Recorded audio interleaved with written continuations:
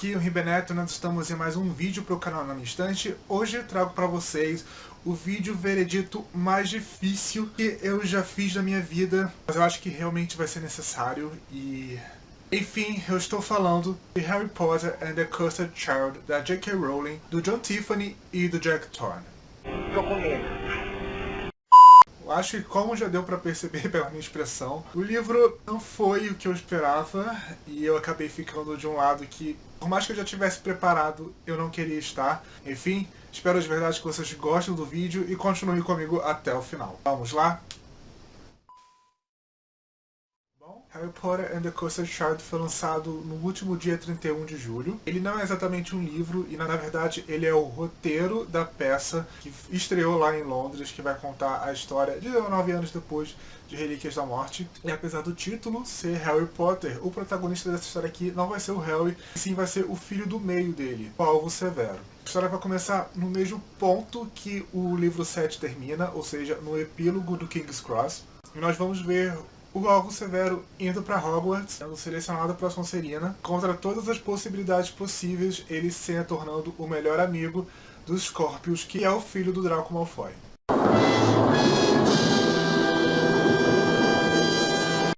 Apesar da história começar no primeiro ano, a grande trama principal dela vai se desenrolar no quarto ano dos garotos, quando um pouco antes de voltar para Hogwarts, o Alvo escuta uma conversa do pai com o Remus Diggory, que é o pai do Cedrico Diggory. Descobre que o Ministério acabou confiscando um vira-tempo ilegal que eles encontraram, pedindo para o Harry usar esse vira-tempo para voltar no tempo e salvar a vida do filho dele, do Cedrico Diggory. Harry explica que voltar no tempo tem muitas implicações. O Remus e o Harry meio que discutem ali. E como o Alvo, ele sofre muito pelo nome Potter, ele não se acha digno do nome Potter, ele sempre se acha a sombra da família dele e a sombra do nome do pai, no que causa uma relação extremamente difícil entre ele e o Harry. Ele acaba tomando para si essa missão de recuperar esse vira-tempo e voltar no tempo para salvar a vida do Cedrico Diggory. Bem, basicamente é isso que eu posso dizer sobre Cursed Child sem entrar em muitos spoilers com relação à história. Eu não vou negar, existe sim um fator nostálgico com relação à leitura de Cursed Child.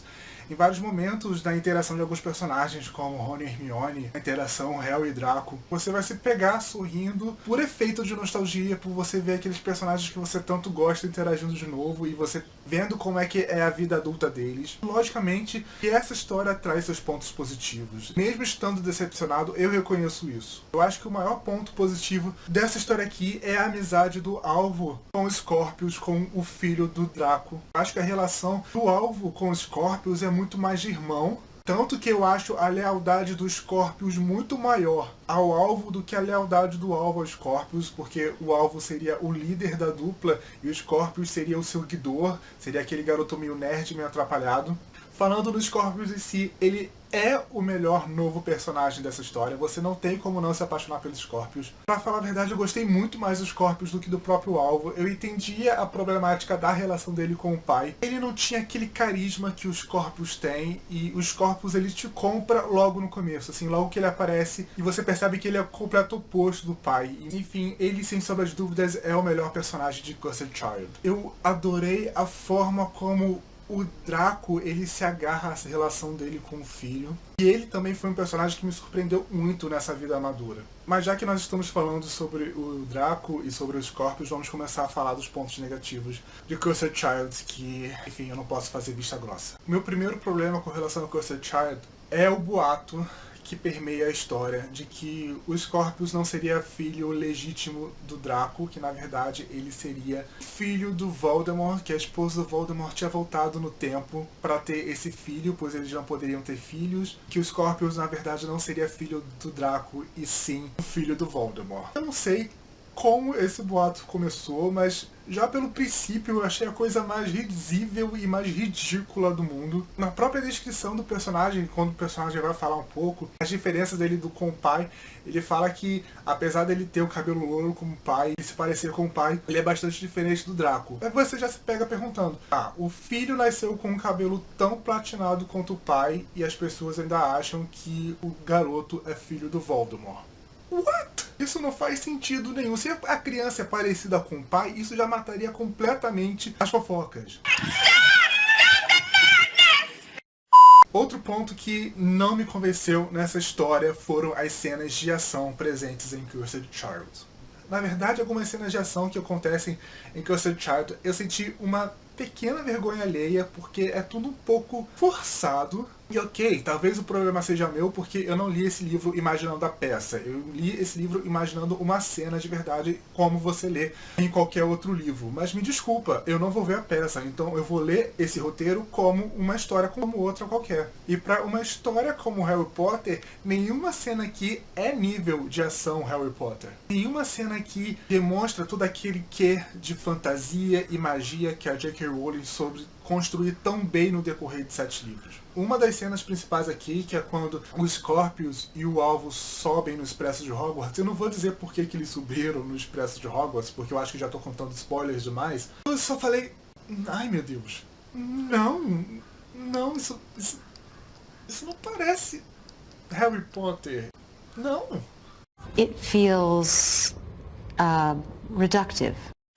E o mais engraçado de tudo talvez seja que Cursed Child tem uma ligação enorme com a história de Cálice de Fogo. Afinal, nós vamos falar sobre viagem temporal nesse livro aqui. E mesmo assim não rolou comigo.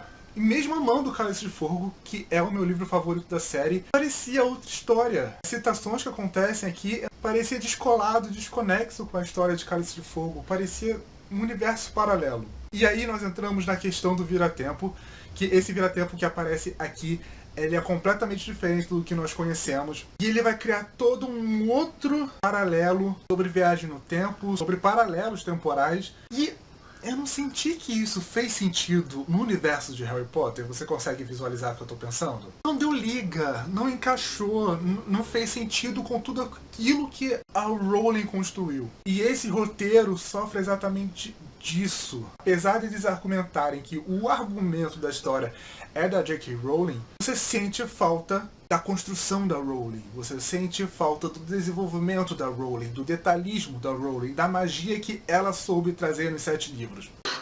Mas como ousa? Põe-se no seu lugar. Ai, você está ficando insuportável.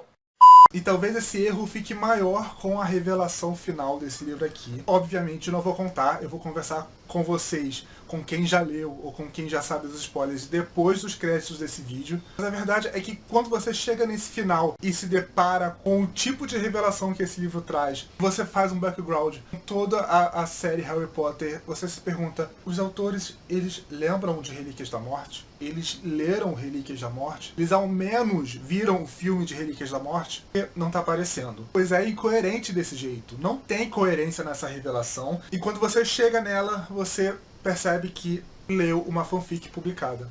Essa é a verdade. A série Harry Potter inteira é de tremenda qualidade. Isso aqui, com o nome de livro 8 da série oficial, parece piada. Eu me senti realmente ofendido como fã ao ler esse roteiro aqui e achar que eu tenho que comprar essa história com uma qualidade tão subjetiva assim, pra não falar outra coisa. Enfim, é difícil pra mim falar isso, mas eu dei 2,5 estrelas pra Harry Potter and the Cursed Child. Parte dessas estrelas é pelo sentimento de nostalgia, é pelo Scorpius, que é um personagem adorável e não merecia ter sido apresentado pra gente em uma história como essa. É por ver os personagens mais velhos, como é que eles estão, aonde eles estão, o que eles estão fazendo. Mas não, gente, isso aqui não tem nível J.K. Rowling. Me desculpa, essa é a verdade. Seria melhor ter ido ver o Pelé.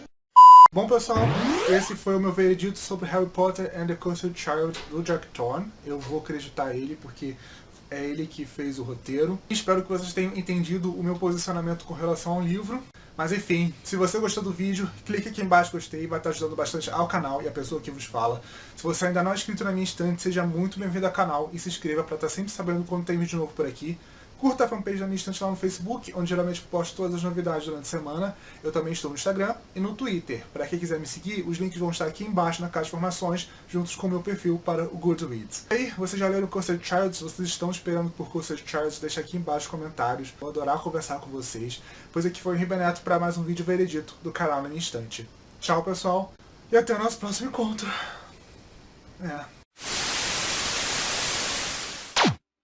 Bem, se você ficou esperando pelo vídeo até aqui, significa que você quer conversar com spoilers sobre Cursed Child. E essa parte aqui eu vou falar unicamente sobre a revelação final, que é a Delphi, a filha do Voldemort. Não sei dizer se eu acho que ela é filha de verdade ou se ela é uma suposta filha e que ela mesma foi enganada, mas a verdade é que esse plot twist, essa revelação é ridícula. Como eu falei na parte sem spoilers do vídeo, em nenhum momento de Relíquias da Morte dá a entender que a Bellatrix está grávida. Por boa parte do tempo ela estava na casa, na mansão dos Malfoys, e é impossível o Malfoy não ter reparado que a tia dele estava grávida. Além desse problema temporal, tem o fato de nós imaginarmos o Voldemort naquele estado que ele estava em Relíquias da Morte fazendo sexo com a Bellatrix. Não, isso vai de encontro a tudo que o personagem foi, da forma como ele foi construído no decorrer dos 7 livros. Isso não significa que eu acho que o Voldemort tenha sido assexuado. Eu sei que o Tom Riddle, ele com certeza teve uma vida sexualmente ativa. Isso fica claro naquela cena em que ele vai pegar a taça de Hufflepuff, Enigma do Príncipe. A J.K. Rowling fez um trabalho tão certinho de mostrar uma pessoa que era humana e que se desconstruiu completamente e se transformou o oposto, se transformou no desumano, pra vir com uma teoria maluca em um livro 8 fanfic pra dizer que ele teve um acesso de tesão e transou com a Bellatrix. Tá, tudo bem que a Bellatrix era apaixonada por ele, isso era meio óbvio, mas não tem sentido, isso vai de encontro a todo o que o personagem é.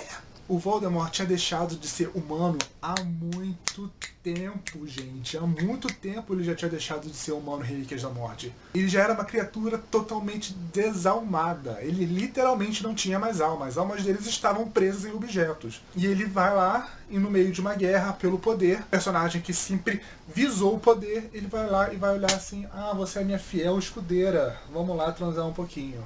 Ai, Deus, não. Tudo que eu quero fazer é fingir que eu não li Cursed Child.